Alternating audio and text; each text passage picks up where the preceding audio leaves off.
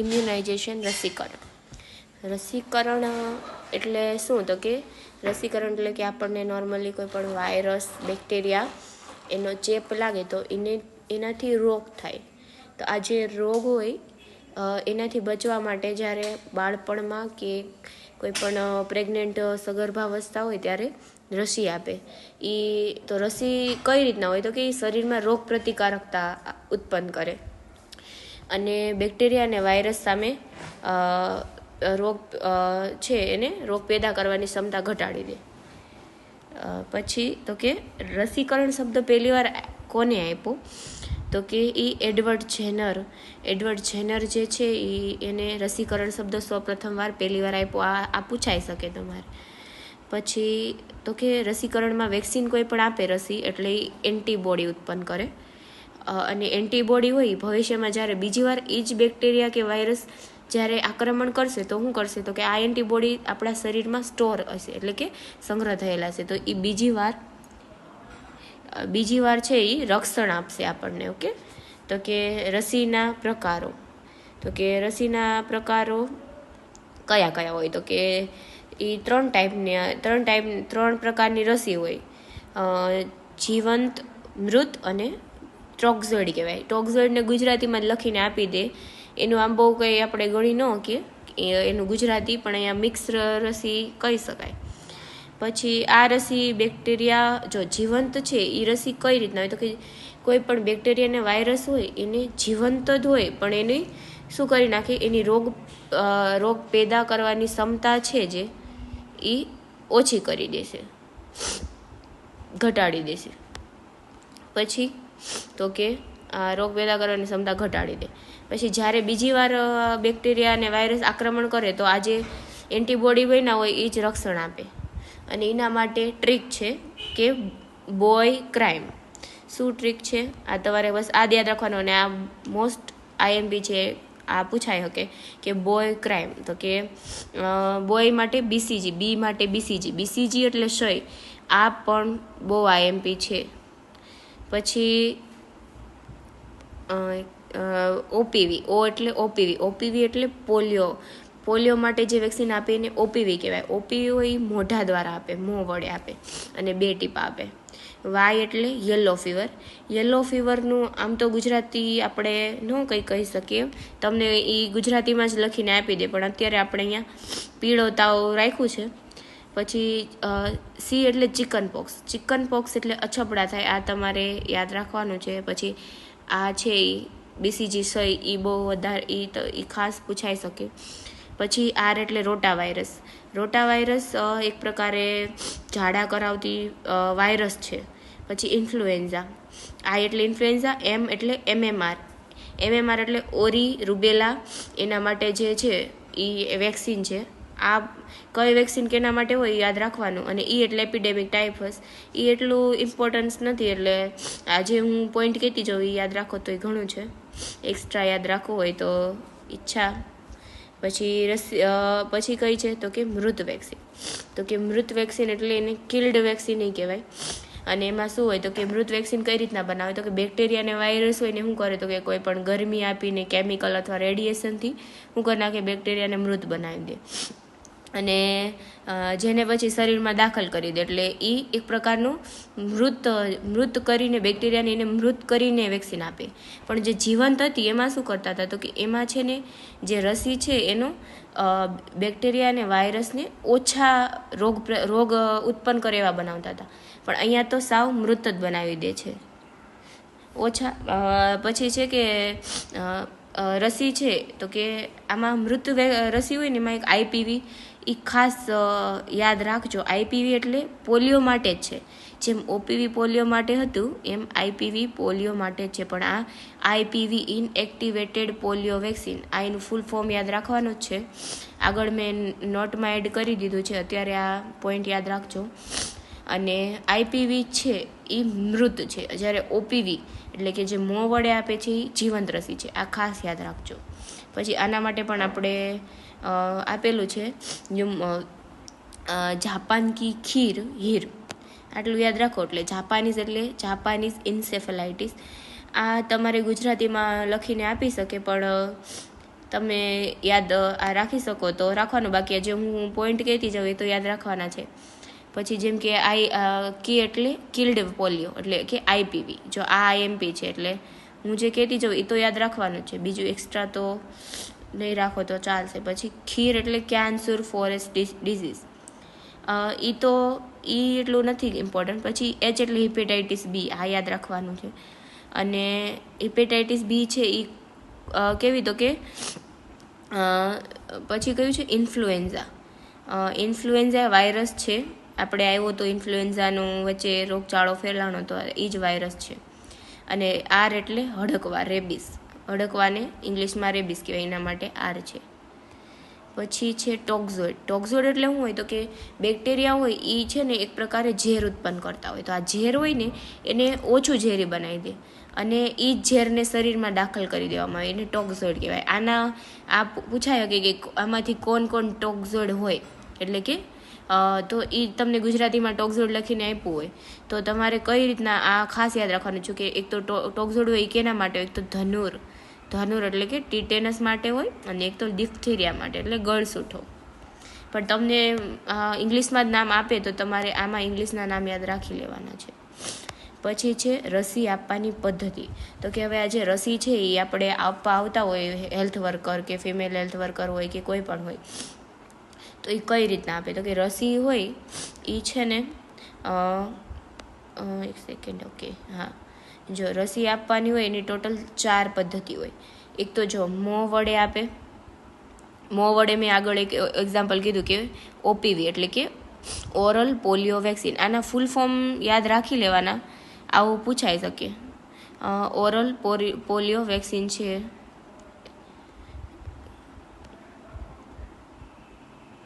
Oral પોલિયોની રસી, આવું પૂછાઈ શકે, ફૂલ ફોર્મ ખાસ પૂછાય શકે. પછી રોટા વાયરસ છે, આ 2 જ વેક્સિન છે જે મોં વડે આપે છે, એટલે આ ખાસ 2ના એક્ઝામ્પલ યાદ રાખવાના છે કે રોટા વાયરસ અને ઓરલ OPV.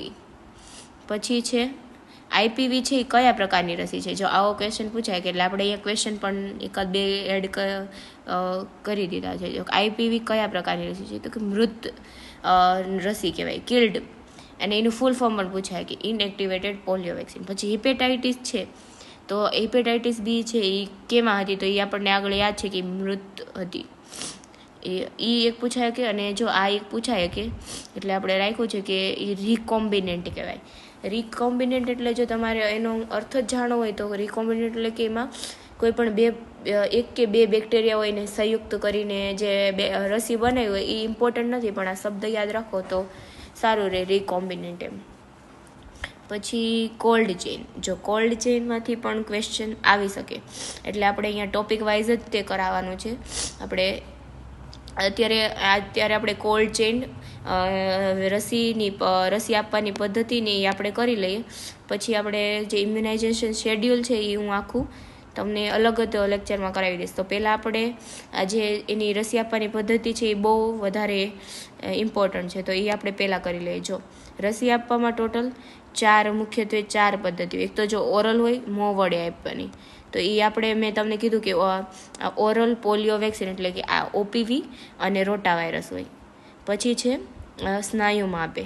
સ્નાયુમાં કઈ રીતે આપે તો કે સ્નાયુમાં જો આ છે આપણું સ્નાયુ હોય તો ઇન્જેક્શન અહીંયા 90 ડિગ્રીએ રાખે, એટલે એમાં ખૂણો 90 હોય, આ ખૂણો યાદ રાખવાનો છે.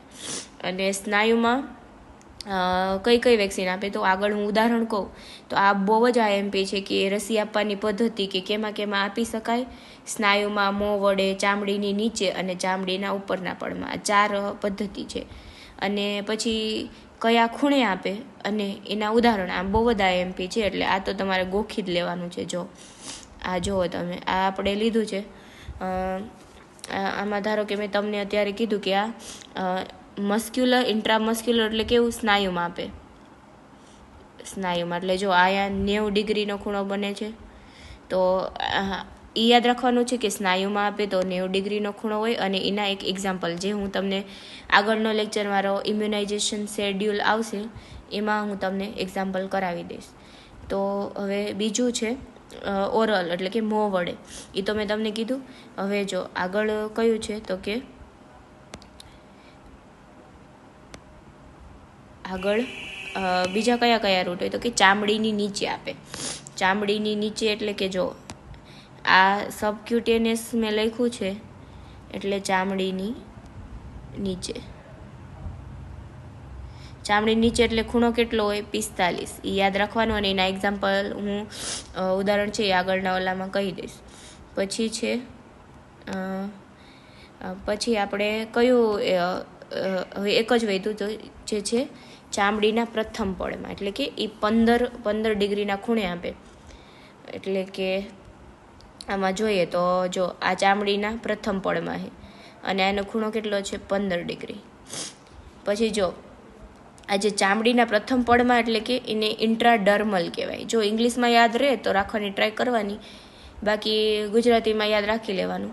પછી જો છે ને એના એક્ઝામ્પલ હું તમને અહીંયા કહી જ દઉં, પછી તમારે આગળ તો આવશે જ તે, તો અત્યારે હું ખાલી કહી દઉં છું કે ચામડીની નીચે કઈ આપે તો કે ઓરી એટલે કે મિઝલ્સની વેક્સિન MR.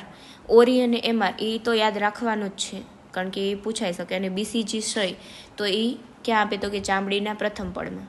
તો આ એના ઉદાહરણ છે. આ ખાસ મોસ્ટ IMP છે એટલે હું તમને કહી દઉં અહીંયા. પછી કોલ્ડ ચેઇન ટોપિક.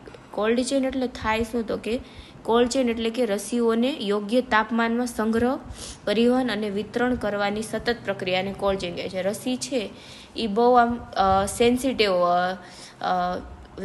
પદાર્થ કહેવાય એટલે એને છે ને તાપમાન જાળવવું બહુ ઇમ્પોર્ટન્ટ છે. એનું જે તાપમાન છે એ બહુ ઇમ્પોર્ટન્ટ છે આ એક્ઝામ માટે. આ પૂછાય કે તો કે 2 થી 8 પોઝિટિવ 2 થી પોઝિટિવ 8 એ પૂછાય કે.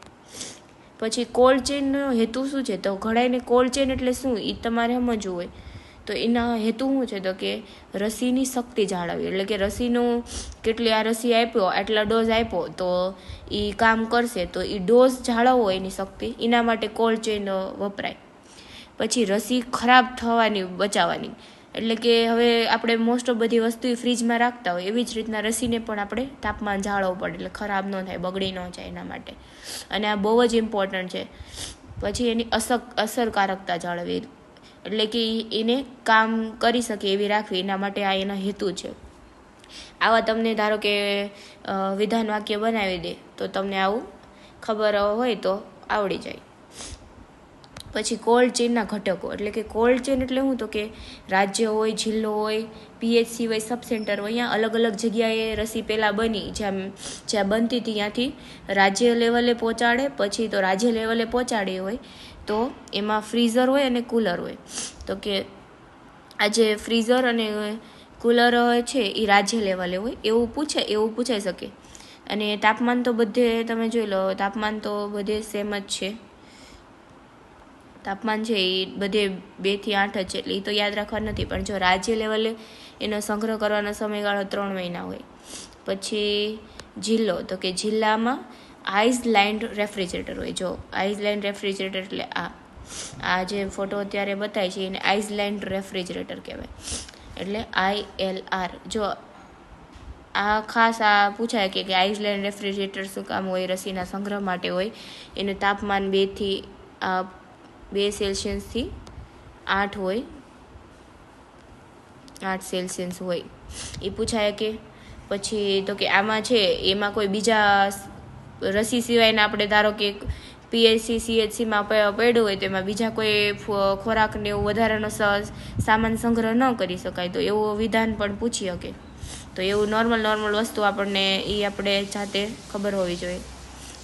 પછી PHC એ શું હોય તો કે PHC એ આઇસલેન્ડ રેફ્રિજરેટર ILRનું ફૂલ ફોર્મ પૂછી શકે. તો આઇસલેન્ડ રેફ્રિજરેટર એ આગળ ફૂલ ફોર્મ આપણે આપી દઈએ. અને અહીંયા નાનો હોય અને અહીંયા જિલ્લાએ અને PHC એક મહિના સંગ્રહ કરી શકે. સબ સેન્ટરે શું હોય તો કે વેક્સિન કેરિયર અને ડે કેરિયર. તો હવે આપણે એ પણ જોઈ લઈએ એટલે તમને શું યાદ રહી જાય. જો આ છે અત્યારે આપણે ફોટામાં જે જોયું છે આને વેક્સિન કેરિયર કહેવાય. આમાં વેક્સિન છે એનો સંગ્રહ કરે, ક્યાં કરે, સબ સેન્ટર લેવલ. અને જો આ છે કોલ્ડ બોક્સ છે અને આ છે જો કયું તો કે આ કોલ્ડ બોક્સ છે. આને તમને ગુજરાતી કરીને આવો ખબર હોય તમને કે કોલ્ડ બોક્સ છે એ વેક્સિનના સંગ્રહ માટે વપરાય એટલી ખબર હોવી જોઈએ. અને આને આઈસ પેક કહેવાય. એ વેક્સિનને શું ઠંડી રાખવા માટે હોય. એટલે આ જે આઈસ પેક છે એ ક્યાં બને? કોલ્ડ બોક્સમાં બને. એટલું સમજાઈ ગયું તમને અત્યારે? પછી બીજું શું છે તો કે ડીપ ફ્રીઝર એટલે કે આઈસ પેક તૈયાર કરવા માટે હોય. અને વેક્સિન કેરિયર એ છે રસીને ટ્રાન્સફર કરવા માટે હોય. આ તમને આવું પૂછાઈ શકે, તો આ તમને વિધાન વાક્યમાં એમાં યાદ હોવું જોઈએ. ને આપણે એક આનો સમયગાળો એક 48થી 72 કલાક હોય એ પણ એક યાદ રાખવાનું છે. પછી આ ફોટો તમે જે જોવો છો એ શું છે તો કે એ ડાયલ થર્મોમીટર, એક સેકન્ડ, આ છે ડાયલ થર્મોમીટર.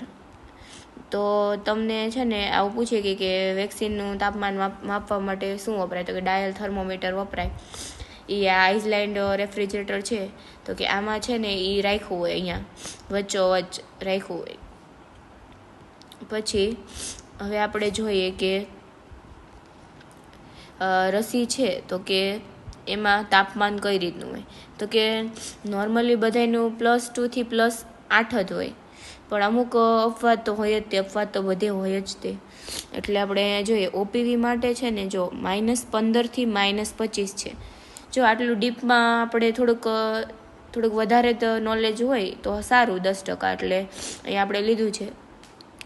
બાકી બેઝિક તો તમને આવડવું જોઈએ. તો પછી જો વિટામિન એ છે એ રૂમના તાપમાને હોય, આ તમને આવડવું જોઈએ. વિટામિન એ હોય ને એને એ છે તાપમાનથી શું હોય તો કે સંવેદિત હોય. એટલે એને છે ને કાળી બોટલ હોય છે એમાં જ ભરવામાં આવે વિટામિન એ. અને વિટામિન એ છે એ બહુ આઈએમપી ટોપિક છે. એ પણ આપણે આગળના વિડીયોમાં આપણે એનો આખો અલગથી વિડીયો બનાવવાનો છે. એટલે એ તમે આગળ વિડીયો બધા મુકાશે ટાઈમે.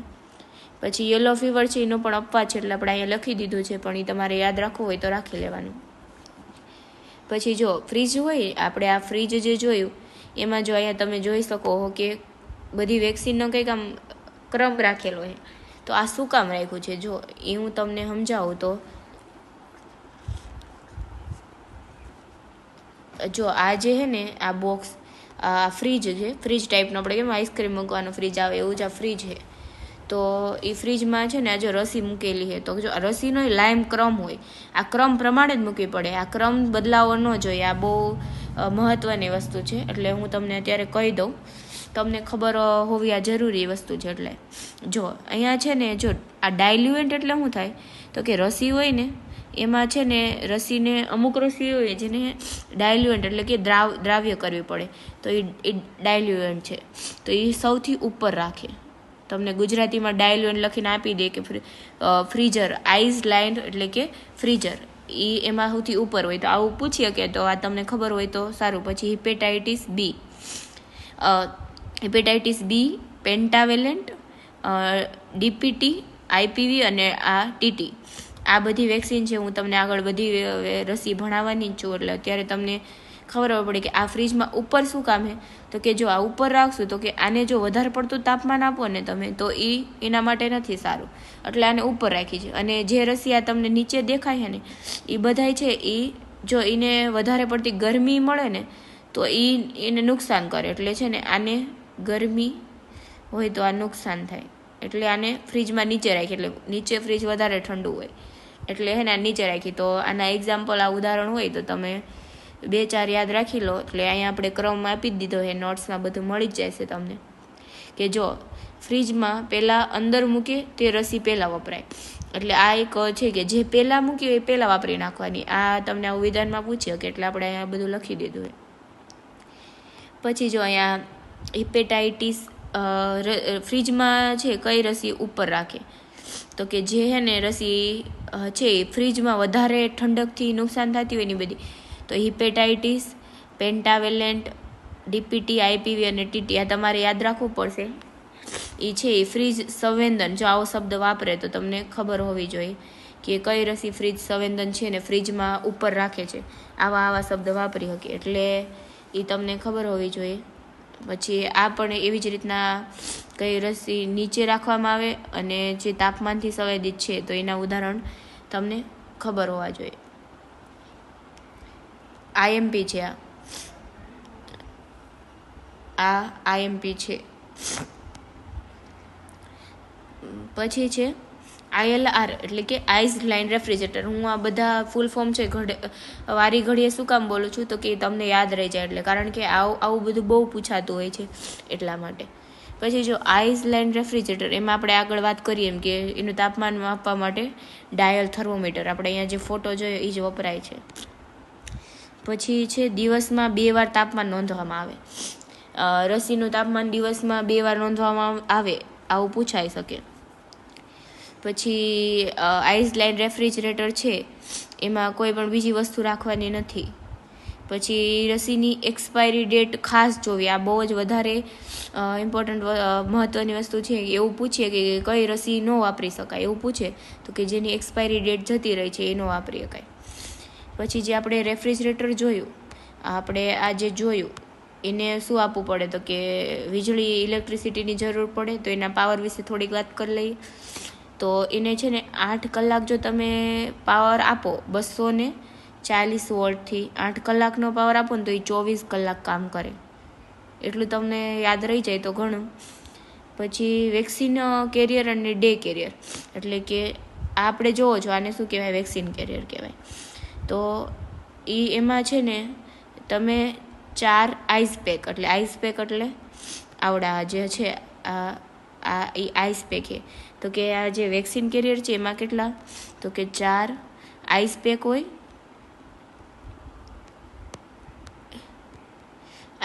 હોય, અને એને કેટલા તો કે 48 થી 72 કલાક તાપમાન જાળે. આ પૂછાય કે વેક્સિન કેરિયર છે એમાં કેટલા આઈસ પેક હોય, કેટલા સમય સુધી તાપમાન જાળે. અને ડે કેરિયર હોય એ છે ને એના કરતાં ઓછું કરી નાખવાનું, કારણ કે એ નાનું હોય એટલે એમાં છે ને ખાલી 2 આઈસ પેક હોય અને 6 કલાક સુધી તાપમાન જાળવે. પછી છે તો કે પોલિયો વેક્સિન છે એના વિશે આપણે થોડીક વાત કરીએ. તો કે પોલિયો અત્યારે તો પોલિયો બહુ ઓછો થઈ ગયો છે, પણ પહેલાં પોલિયોની તકલીફ બહુ વધારે હતી એટલે પોલિયોનું થોડુંક આપણે યાદ રાખવાનું છે કે પોલિયો છે ને એ વાયરસ છે. અને વાયરસ આ કેવો વાયરસ છે જે આંતરડા હોય ને આપણું આંતરડું એમાં સંગ્રહ થાય. અને એની વેક્સિન વિશે આ થોડુંક ઇમ્પોર્ટન્ટ છે એટલે આપણે અહીંયા જ વાત કરી લઈએ. OPV અને IPV ઓરલ પોલિયો વેક્સિન અને ઇનએક્ટિવેટેડ પોલિયો વેક્સિન. આ જે OPV છે એ જીવંત હતી અને IPV છે એ મૃત હતી. એટલું યાદ તમને હશે જ અત્યારે, હમણાં જ આપણે વાત થઈ. અને એની જો આ જે સ્ટ્રેન છે એટલે કે એના જે નામ છે એ તમને પૂછાય કે તો તમને યાદ રહે તો સારું કહેવાય. આ કદાચ પૂછી શકે જો વધારે અઘરું પૂછવું હોય તો. જેમ કે OPVને સબીન કહેવાય, આપણે આ થોડુંક ક્લીન કરી નાખીએ. જો એને સબીન કહેવાય એટલે કે લાઈવ એટલે જીવંત. અને IPV એટલે કે ઇનએક્ટિવેટેડ પોલિયો વાયરસ એટલે કે ઇન્જેક્શનથી આપે આવડે. આ જે IPV છે ને એને શોક કહેવાય. આ એની શોક જો આપણે ગુજરાતીમાં લખેલું જ છે અને અમૃત હોય. પછી એક છે ને લાઈવ વેક્સિન છે ને એના માટે ઇમ્પોર્ટન્ટ વસ્તુ છે ને આ બહુ જ ઇમ્પોર્ટન્ટ છે. આપણે છેલ્લે પહોંચી ગયા એનો મતલબ એવું નહીં કે ઇમ્પોર્ટન્ટ નથી, આ બહુ જ ઇમ્પોર્ટન્ટ છે ને આમાંથી MCQ આવી જ શકે. જીવંત રસી છે ને એ અમુકમાં ન આપી શકાય, કારણ કે આપણે આગળ વાત કરી કે જે જીવંત રસી છે ને એ છે ને શું કરે તો કે બેક્ટેરિયાને વાયરસ હોય જીવતા હોય અને એની જે ઝેર ઉત્પન્ન કરવાની શક્તિ ઓછી કરીને એડ કરાવે. તો અમુક વખતે કેવું થાય તો કે જેમ કે સગર્ભાવસ્થા હોય, પ્રેગ્નેન્ટ સ્ત્રી આવે કોક તો એને શું થાય તો કે એને છે ને જીવંત વેક્સિન છે રસી એ નહીં આપવાની. પછી જેની રોગ પ્રતિકારકતા ઓછી હોય, જો હું લાઈન કરું ને એ શબ્દ ખાસ યાદ રાખવાના છે. રોગ પ્રતિકારકતા ઓછી હોય. પછી રોગ પ્રતિકારકતા કેમાં ઓછી તો કે સોયનો રોગ એટલે કે TB. સોય એટલે જેને કન્ફ્યુઝન હોય ને TB કહેવાય સોયને. એડ્સ એટલે કે HIV. જો આ ખાસ યાદ રાખવાનું છે બધું. પછી જેને લાંબો સમય સુધી સ્ટીરોઇડની દવા લીધી હોય, આ ખાસ યાદ રાખવાનું છે. સ્ટીરોઇડની દવા ઘણી બધા આપણને ઇન્ફેક્શનને હોય એમાં આપતા હોય એટલે આ ખાસ યાદ રાખવાનું છે આ બધા શબ્દ.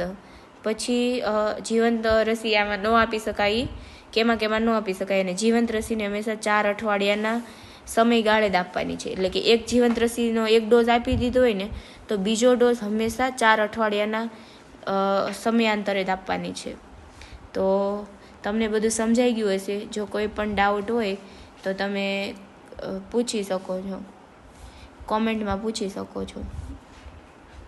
અને આ PDF છે એ અમે તમને શેર કરી દઈશું નીચે ટેલિગ્રામમાં ને એ અમારી ચેનલમાં અમે તમને શેર કરી દઈશું. અને આગળના ટોપિક તમને કોઈ જે હોય કન્ફ્યુઝન એવું તો એ તમે સજેસ્ટ કરજો તો અમે આગળ એ પણ ટોપિક બનાવવાની ટ્રાય કરીશું.